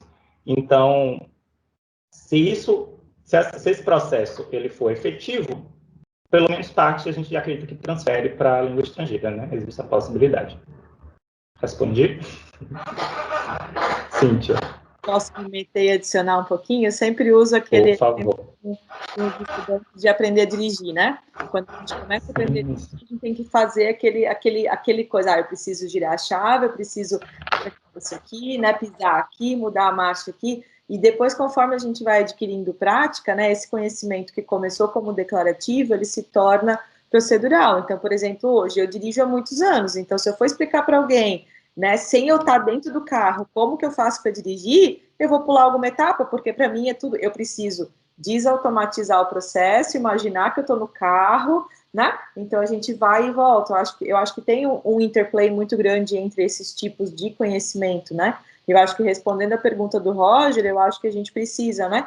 Nos anos iniciais, por isso que eles são tão importantes para a aprendizagem ao longo da vida, né? Porque a leitura é a forma que a gente aprende muita coisa, né? Então, ele precisa ser um trabalho muito sério, muito focado, no sentido de realmente ensinar esse conhecimento declarativo e oferecer oportunidades para que as habilidades, né, relacionadas aos conhecimentos mais procedimentais ou procedurais, né, que se tornem automatizadas, né? Isso acontece com a segunda língua, né? Quanto mais a gente conseguir automatizar os processos, mais fluente a gente fica, né? Porque a gente diminui o uso de recursos cerebrais, a gente consegue fazer mais coisas ao mesmo tempo, né? Nessa perspectiva, né? Pronto, chega. Ótimo. Bem, encerradas as perguntas do grupo de Timbó, como eu acredito que nem todos os participantes tiveram acesso ao chat, eu gostaria de fazer a pergunta agora, né? Se há algum outro participante que gostaria de fazer alguma pergunta, e abre o seu microfone, a sua câmera, a gente só vai colocar um limite aqui, vamos colocar o limite de, pode ser 21 horas e 15 minutos, Davi, para nós encerrarmos? Pode sim, tudo bem. Tá, ok, né? Uma questão também de respeito ao nosso convidado. Eu vejo aqui que o Roberto Rodrigues Bueno está com a mãozinha erguida. Então, Roberto, acho que você seria a primeira pessoa. Olá, boa noite. Nossa, Boa é um prazer tão noite. imenso tê-los aqui. Impressionante. O Sidney provavelmente não lembra de mim, mas eu lembro dele. Cíntia, saudade de tu, viu, mulher? Eu fico acompanhando você pelas mídias sociais e tudo. Eu estou amando porque meus alunos do primeiro semestre, além dos orientandos da Davi, estão por aqui, né? Então, assim, é muito bom quando a gente tem essas oportunidades e melhor ainda saber que tem pessoal do Timbó também aqui, né? Então, assim, o diálogo aumenta, as questões, elas são variadas, né? A minha pergunta, na verdade, está muito parecida com o do Roger, na verdade, e também tem uma forma eu queria saber, porque eu estou trabalhando, eu mandei para o Davi no chat, não sei se você chegou a ver pelo WhatsApp. Eu estou trabalhando com a disciplina, além de inglês no primeiro semestre, eu estou com a disciplina chamada Aspectos Históricos Culturais da Língua Inglesa. né? Então, aí eu fiquei pensando, esse material em inglês é um material, um livro base, e tem um documentário em cima desse material, né? Aí eu pensei assim, tem o FLAG, que é da fonética, que é a minha área fonética, ele tem o Speech Learning Model, e um dos pontos dele é que, dependendo do nível de proficiência, as pessoas elas acabam, por vários motivos, né, pegando as vogais da língua materna, algumas questões sequenciais, eles acabam chamando muita atenção, levando para a língua estrangeira, né? Daí eu pensei nessa possibilidade de usar, como o material é mais avançado que supostamente eles estariam no primeiro semestre, eu pensei em fazer essa estratégia, trabalhar as duas formas, acreditando que eles poderiam aproveitar, automatizar, sem muito essa preocupação da leitura. Eles ouviriam um texto do documentário, e aí, quando eles fossem para o texto escrito, eles teriam a oportunidade de fazer comparações e assim por diante, né? Daí eu queria saber, né, já que o nosso convidado aí, o convidado de você, que é o Davi, né? Eu queria saber se já foi... Ah, estão batendo palma aqui atrás. Eu queria saber se já foi feita alguma pesquisa querendo se os alunos que têm bastante proficiência em leitura em inglês, que aprenderam inglês como segunda língua, eles acabaram perdendo um pouco da proficiência em primeira língua, na leitura. Já foi feito um teste parecido? Ainda não, né? Era só isso. Mas eu queria, antes de tudo, agradecer. Eu espero que tenha mais encontros como esse, viu? E dar um recado no primeiro semestre que eles vão aprender inglês bonitinho, vão conseguir ler. É só isso que eu queria falar para vocês. Amo todo mundo, parabéns. Com certeza. Obrigado, Roberto. Meu colega, que é praticamente jacobinense já, né? De tanto que há tanto tempo que trabalha em Jacobina e que gosta de Jacobina. Okay. Posso complementar um pouquinho o que o Roberto trouxe? Foi muito bom te ver, Roberto. Esperar te encontrar aqui hoje nesse nosso encontro, né? Realmente a gente não tem nem tudo disso, mas a gente parte do pressuposto de que, né, a proficiência em leitura em alguma língua ou a proficiência na fala, né? Vamos pensar na proficiência no geral, aqui nas 4 habilidades, né? Ela só diminui se a pessoa não tiver a prática dessa língua, né? Usando o que o Grosjean traz como definição de bilinguismo, né? Aquele que fala 2 ou mais línguas no seu dia a dia. Então, ele tem aquele diagrama dele que é famoso, né? Que é a função entre o uso da língua e a fluência. Até falei isso no mestrado em educação hoje de manhã. E então, assim, quanto menor o uso, a fluência vai diminuindo, a gente vai esquecendo, né? Ao longo do tempo. Então, eu acho que nesse ponto, Roberto, acho que a tua pergunta faz sentido nessa lógica, né? Se a pessoa não tem mais tanto contato com aquela língua, não usa, né? O cérebro vai, digamos que, guardando aquilo, né? Porque vai diminuindo a força da conexão, né? Digamos assim, do link, né? Desse conhecimento. Desculpa, Davi, me meter de novo. Não, é ótimo. É sempre muito bom. A gente aprende sempre muito nesses encontros. Não só fala, como aprende um bocado. Ok. Ok, o espaço está aberto então para perguntas. Mais alguém gostaria de... Quero agradecer a professora Cláudia, da Unidade de Rio do Sul, que está aqui presente. Muito obrigado. Também. Não tem nenhuma mãozinha... Como? Débora levantou a mão. Ah, ok, Débora. O áudio está desligado ainda. Ok, agora está ligado, né? Muito bem. Eu acho que essa noite ela tem muito relação do que a gente está estudando inclusive com a disciplina de inglês acadêmico 1 com a Cíntia, com relação à tradução. A gente está trabalhando agora abstract, né? Então a gente está estudando toda a estrutura. E, inclusive, foi uma atividade que ela pediu para a gente fazer, analisar, então, abstracts em português e em inglês, né? E ali a gente pode ver muito bem essa questão às vezes, da tradução literal que muitas pessoas acham que né? Que você vai pegar, sei lá, vai escrever o teu trabalho em português, depois, na parte da tradução, né? E não é simplesmente Isso mesmo, aquela atividade, digamos assim, de jogar no Google Tradutor, né, o que você escreveu em português, e que vai trazer ali certinho, né, a construção de um abstract, né. Então, eu acabei lendo também algumas, ali antes da gente começar a nossa aula, né, um pouquinho sobre isso, e em que diz que o foco não é traduzir quer dizer, o foco é traduzir as ideias e não traduzir as palavras, né? E é bem isso, né? Então, depois da aula que a gente teve com a professora Cíntia, ela explicou bem certinho a construção, né? Então, pensa que num abstract você vai ter que ter, assim, as informações bem reduzidas de um trabalho, às vezes, escrito por várias páginas. Então, tu tem que trazer esse objetivo, né? Bem claro para o leitor, porque é a partir dali que ele vai ler ou não, decidir se vai ler ou não o teu trabalho, digamos assim, num evento, enfim, né, em várias situações. Então, eu acho que essa fala de hoje à noite, assim, ela teve muita relação, né, da disciplina, enfim, e mesmo da questão do crescimento, ou mesmo, né, um mestrando que vai pensar na produção da sua dissertação também. A importância da leitura, né, às vezes a gente comenta que a pessoa que lê muito, ela escreve muito bem, não é bem assim, né? Essa questão de você ler e interpretar, né, entender o que você está lendo. Então, a Cíntia até deu uma dica, né, de tudo que a gente lê, a gente vai escrever o que a gente entendeu daquilo, né, e cuidar mesmo pela questão do plágio, né, porque às vezes a gente vai estar colocando ali a mesma ideia do autor e não é isso, né. Então, acredito que isso é muito importante, né, quando a gente vai pensar na construção de uma dissertação, ou enfim, de um artigo para publicar também, né.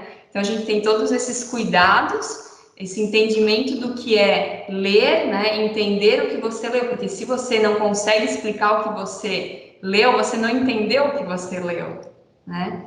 Então, é isso que eu gostaria de comentar.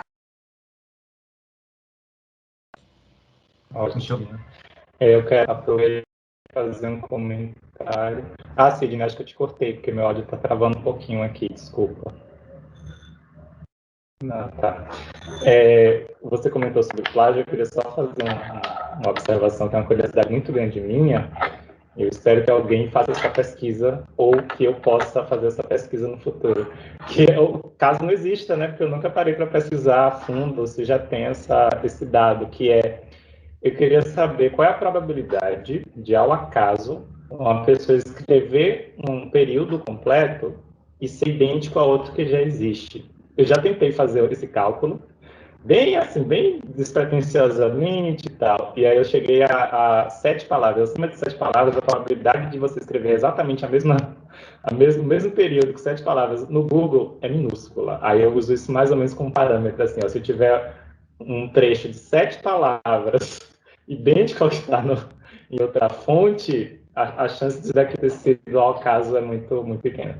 Mas eu tenho muita vontade de fazer um estudo mais sério sobre isso, para saber de fato qual é esse número mágico que a gente vai dizer, olha, a probabilidade disso daqui ser ao acaso é menor que 0,05, então é plágio. Porque é bem interessante. Já vou usar esse teu dado nas minhas aulas. Por favor, faça um estudo mais sério para eu poder usar a parte estatisticamente relevante. Pronto, vou pensar sobre isso. Mais alguém gostaria de fazer alguma pergunta? Ou podemos... Mas o pessoal de Jacobina, que eu falei para perguntar, ninguém apareceu ainda para perguntar. Muito obrigado aos alunos de Jacobina. Sem pressão alguma, é só um de cada vez. Os alunos de Timbó ficaram muito felizes quando eu falei, olha, nós teremos alunos da Bahia, nós teremos alunos da pós-graduação da FURB, então isso agregou muito valor, muita importância, né? Valor humano a essa conversa. Bem, eu gostaria de saber se a professora Cíntia teria algumas considerações finais, o professor Davi também, para eu poder fazer o fechamento? Olha, Cid, eu acho que só tem que agradecer a essa oportunidade da gente estar ouvindo o Davi, que eu já não a vejo há muito tempo, né? A gente acaba acompanhando publicações e trajetória, mas acaba ficando um pouco distante, até pela distância física, né? Mas acho que até comentei sobre isso hoje de manhã, né? Uma das coisas mais interessantes desse momento de pandemia é que nos aproximou de muitas formas, né, virtualmente. Então a gente acabou quebrando barreiras, né, que antes a gente precisava trazer alguém até Blumenau ou levar até a Bahia, e agora é tudo tão mais simples, né? Então eu agradeço mesmo pela tua disposição em compartilhar, acho que é muito importante para os nossos estudantes, né? Então acho que é isso. Obrigada. Eu que agradeço, primeiramente, né, ao convite e a todos os participantes que fizeram perguntas tão importantes, tão interessantes, né? Como eu sempre digo, quando a gente vai fazer uma fala em um lugar, a gente aprende tanto também, não é só assim, ensinar, né? Acho que todo mundo aqui sabe que a gente não ensina, né? A gente troca, a gente constrói conhecimento junto. Então a ideia é essa. Então, é sempre uma oportunidade muito boa, muito feliz de revê-los. Sidney, eu até que vejo mais vezes, mas ainda assim a gente se vê pouco, né, Sidney? Então, assim, sempre boa oportunidade. E Cíntia, que eu também não vejo há muito tempo, é sempre muito bom ver aqui, mesmo que distante, mas ter esse contato.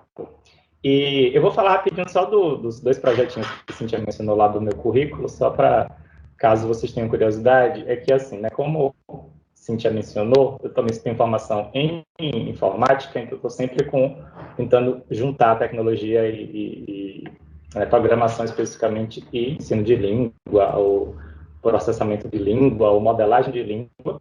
E daí um dos projetos que a gente fez, eu fiz na verdade junto com meu irmão, foi o projeto de mestrado dele, e eu participei como programador, que foi o desenvolvimento de um jogo, na verdade ainda é um protótipo de jogo, mas que é bem interessante. O nome é Tapuia, que basicamente é um joguinho de... o estilo dele é parecido, deixa eu ver se eu consigo lembrar, um jogo parecido, mas é como se fosse um Super Mario World, mas aquela parte do mundo em que você tem um personagem que pode caminhar pela etapa, e ele vai coletando joias, e essas joias são itens lexicais da língua inglesa. Então, ele coleta o I, o he, o she, e verbos, e open, e tal. E daí você tem que montar algumas frases para conseguir resolver uns problemas durante a fase. Então, para você conseguir abrir o portão, você tem que falar open. E daí o portão, ele é reconhecimento de voz, ele abre e tal. Eu vou passar depois para a Sidney o link em que vocês podem baixar o jogo e testar. Como está em fase de protótipo, pode ter um monte de errinho ainda, viu, gente? Então não se assustem se tiver bugs no jogo, mas assim, é uma primeira fase prototipal que está bem legal. Pois é, eu achei bem legal, assim, o projeto foi feito junto com os alunos, então foi uma pesquisa participativa, meu irmão coordenando, e os alunos que deram várias ideias da parte de design do jogo, eu fiquei fazendo a programação, basicamente, mas foi muito interessante. E aí depois eu passo o link para a Sidney e para a Cintia, para eles divulgarem, para vocês testarem. E o outro projeto, que é o LAPSI, que é mais voltado para pesquisa, né, não só em leitura, né? Inclusive, eu vou fazer uma apresentação sobre essa plataforma em junho, então já fica o convite adiantado, depois a gente divulga melhor, que é vinculado ao NEL, inclusive, né, ao Núcleo de Estudos em Leitura. E é basicamente uma plataforma de instrumentos de pesquisa em geral, com foco em estudos em linguagem, e a ideia é que fiquem disponíveis instrumentos para que qualquer pesquisador consiga usar nas pesquisas. Por enquanto, só tem o teste de memória de trabalho, que eu desenvolvi junto com Sidney e Leda, né, minha ex-orientadora e orientadora atual de doutorado de Sidney, e tem outros instrumentos que a gente já está desenvolvendo. Então, instrumento de proficiência de leitura, que eu estou desenvolvendo junto com o Bruno, da parte da pesquisa dele, e que até junho vai ter também o Keylogger, que é uma forma de você registrar os eventos de teclado. Então, tudo que a pessoa digita fica registrado, inclusive o tempo entre as teclas, que dá para investigar processos de escrita. E eu quero investigar se tem como investigar também um processo de recall, né, de recordação depois da leitura, se tem como investigar melhor isso, porque eu usei durante o mestrado e foi bem interessante, mas eu não aprofundei muito não, porque o objetivo não era isso. Então tem isso daí também, que são os 2 projetos que está quebrando minha cabeça, mas de forma positiva. E aí, além disso, só agradecer, e acredito que nos veremos mais vezes. Eu espero que esse momento se repita. Davi, por favor, compartilhe tudo com a gente, que a gente consegue chegar por aqui e consegue atingir mais pessoas. Muito obrigada. Eu que agradeço. Parabéns, Davi, pelos teus projetos. Eu acho que você está agregando um conhecimento que nós temos muita falta nas pesquisas em linguagem, que é essa compreensão estatística e matemática de muitas coisas. E isso é muito valioso. Bem, os alunos de Timbó estão aqui mandando várias mensagens agradecendo muito, estão muito felizes e eu estou muito também contente com o engajamento deles aqui. Bem, gente, agradeço então a participação de todos, né, de modo especial ao professor Davi, por ter aceito esse convite, a professora Cíntia, pelo suporte como coordenadora do curso de Letras Inglês e Timbó. E eu também gostaria, por fim, de divulgar a nossa próxima webconferência, que será realizada no dia 30 de abril, e que abordará o tema Fatores Afetivos que Dificultam o Aprendizado da Língua Inglesa. Nessa webconferência, nós contaremos com a participação da professora mestre Alice Henke, da Universidade para o Desenvolvimento do Alto Vale do Itajaí, Unidave, que também teve como orientadora a professora Leda Maria Braga Tomic, orientadora de Cíntia, Davi e minha atual orientadora. Estão todos convidados. Uma boa noite a todos e até a próxima. Fazer uma foto, todo mundo sorrindo, para ficar Ah, legal. Deixa Seria olhar pra ótimo. câmera. Vamos Quem abrir puder abrir a câmera, eu faço o print. É só Tá bom. Por aparecer. favor. Por favor. A série já está... Peraí, que eu preciso ajeitar uma coisinha aqui. Só para dar mais um tempinho para a galera abrir. Mais gente. Vamos lá, povo. Eu quero mais quadradinhos na minha tela. Por favor. Vamos lá, vocês estão tudo bem arrumados. Avisa quando vai tirar o sorriso, para colocar o sorriso na cara, porque senão não consigo manter tanto tempo o sorriso. Todo mundo de pijama. Obrigado, professor Roberto. Obrigado pela sua presença. Deixa só eu ver, deixa eu testar uma coisinha aqui, gente. Deixa eu ver se vai rolar. Deixa eu ver. Ah, agora tá bonito, todo mundo. Ah, peraí que eu vou avisar. 1, 2, 3, cheese! Ouviram o barulhinho? Agora que daí ele consegue visualizações, só para ter um registro, né, desse momento aqui tão especial para a história do curso também, né? Pronto. Boa noite, gente. Uma boa noite. Até a próxima. Boa noite a todos. Obrigado.